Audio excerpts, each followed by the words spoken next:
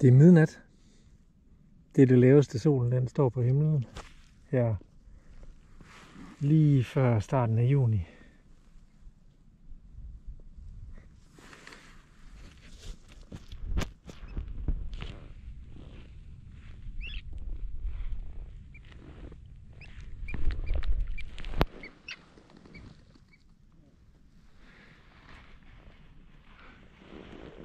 Hurtigruten sejler derinde. Ellers så har jeg det her fuldstændig for mig selv.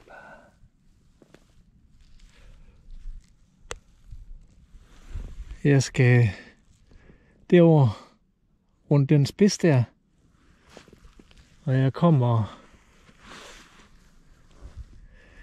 derovre fra.